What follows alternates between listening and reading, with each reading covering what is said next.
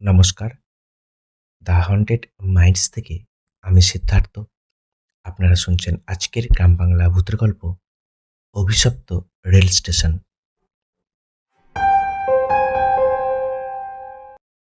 রাত তখন প্রায় 11:30। পশ্চিমবঙ্গের এক প্রত্যন্ত অঞ্চলে অবস্থিত একটি ছোট্ট রেল স্টেশন, শিবপুর হল্ট।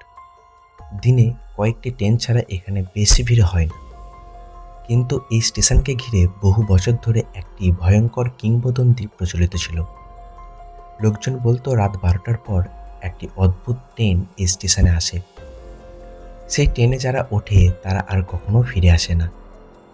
অবশ্য এসব কথা শুনে কেউ বিশ্বাস করতো না, ঠিক যেমন বিশ্বাস করতো না কলকাতার সাংবাদিক অরিন্দম। অরিন্দম রহস্য আর ভূতের গল্প নিয়ে প্রতিবেদন তৈরি করত। একদিন শিবপুর হল্টের এই কিংবদন্তি কথা জানতে পারে। সত্যতা যাচাই করার জন্য সে একাই রওনা দেয়। স্টেশনে পৌঁছাতে পৌঁছাতে রাত 10টা বেজে যায়। পুরো স্টেশন প্রায় ফাঁকা।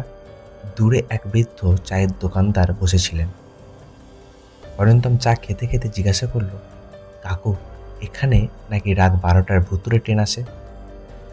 বৃদ্ধের মুখ সম্পূর্ণ ফ্যাকাশে হয়ে গেল। বাবা, এসব নিয়ে খেলতে যেও না। অনেকেই গিয়েছে, কেউ ফেরেনি। অরিন্দম হেসে বলল, ভূতের গল্পে আমি বিশ্বাস করি না। বৃদ্ধ আর কিছু বললেন না। রাত বাড়তে লাগলো। ঘড়িতে যখন 11:55, তখন হঠাৎ স্টেশনের সমস্ত আলো একসঙ্গে নিভে গেল। চারিপাশে অন্ধকার। অরিন্দমের বুকের ভেতর কেমন যেন কেঁপে উঠল। ঠিক তখনই দূরের রেল লাইনের দিক থেকে ভেসে এলো ট্রেনের হুইসেল। কিন্তু আশ্চর্যের বিষয়, স্টেশন মাস্টারের ঘর বন্ধ, সিগন্যাল লাল, তবুও ট্রেন আসছে। কয়েক সেকেন্ড পর ঘন কুয়াশার ভেতর থেকে দেখা গেল কালো রঙের একটি পুরনো ট্রেন ধীরে ধীরে স্টেশনে ঢুকছে। ট্রেনটির কোনো নম্বর নেই, কোনো আলো নেই, জানালাগুলো অন্ধকার। ট্রেন থামতেই দরজাগুলো নিজে থেকেই খুলে গেল। অরিন্দম মোবাইলে ভিডিও রেকর্ড করতে করতে কাছে এগিয়ে গেল। হঠাৎ তার চোখ পড়ল একটি কামরার ভেতরে। সেখানে কয়েকজন যাত্রী বসে আছে, কিন্তু তাদের মুখ দেখা যাচ্ছে না। সবাই মাথা নিচু করে বসে আছে। ঠিক তখনই একজন ধীরে ধীরে মাথা তুলল। অরিন্দমের গা শিউরে উঠল। লোকটার চোখ নেই, শুধু দুটি কালো গর্ত। তার ঠোঁটে ভয়ঙ্কর হাসি। অরিন্দম পিছিয়ে আসতে চাইল, কিন্তু তখনই ট্রেনের ভেতর থেকে অদ্ভুত ফিসফিসানি শব্দ ভেসে এলো।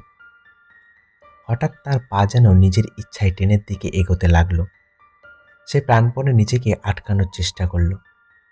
ঠিক তখন পেছন থেকে কেউ তার কাঁধ চেপে ধরল। অরিন্দম ঘুরে দেখল, সে বৃদ্ধ চায়ের দোকানদার। বৃদ্ধ চিৎকার করে বললেন, পিছনে তাকিও না, দৌড়াও। দুজনেই স্টেশনের বাইরে দৌড়াতে শুরু করলো। তাদের পিছনের ট্রেনের দরজাগুলো একসঙ্গে শব্দ করে বন্ধ হতে লাগলো। হঠাৎ চারিপাশে শত শত মানুষের কান্নার শব্দ শোনা গেল। অরিন্দম সাহস করে একবার পিছনে তাকালো, আর সেই দৃশ্য দেখে তার রক্ত হিম হয়ে গেল। ট্রেনের জানালার ভেতরে অসংখ্য মৃত মুখ তাকিয়ে আছে। কেউ কাঁদছে, কেউ সাহায্য চাইছে, কেউ জানালায় হাত ঠুকছে, আর তাদের চোখে এক অদ্ভুত যন্ত্রণা। তারপর ট্রেনটি ধীরে ধীরে কুয়াশার মধ্যে মিলিয়ে গেল। কিন্তু গল্প এখানেই শেষ নয়।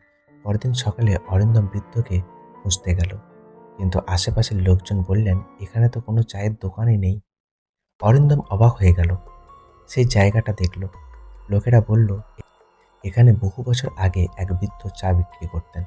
এক ভয়ঙ্কর ট্রেন দুর্ঘটনায় তিনি মারা যান। অরিন্দমের হাত পা ঠান্ডা হয়ে গেল। সে দ্রুত স্টেশনের পুরনো রেকর্ড ঘাঁটতে শুরু করলো। তখন জানা গেল 1978 সালে একটি যাত্রীবাহী ট্রেন ভয়াবহ দুর্ঘটনার শিকার হয়েছিল। শতাধিক যাত্রী মারা গিয়েছিল।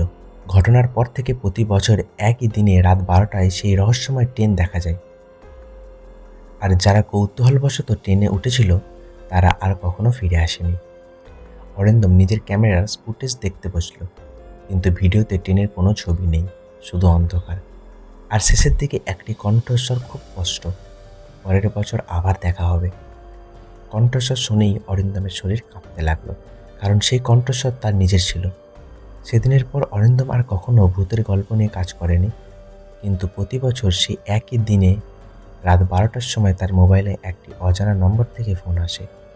ফোন রিসিভ করলেই শোনা যায়, ট্রেন এসে গেছে, এবার তোমার পালা। আর ফোন কেটে যাওয়ার পর দূরে কোথাও একটি পুরনো ট্রেনের হুইসেল শোনা যায়। গল্পটি কেমন লাগলো অবশ্যই কমেন্ট করবেন। গল্পটি ভালো লাগলে একটা লাইক করবেন। আরও এরকম নতুন নতুন ভূতের গল্প শুনতে চ্যানেলটিকে সাবস্ক্রাইব করবেন।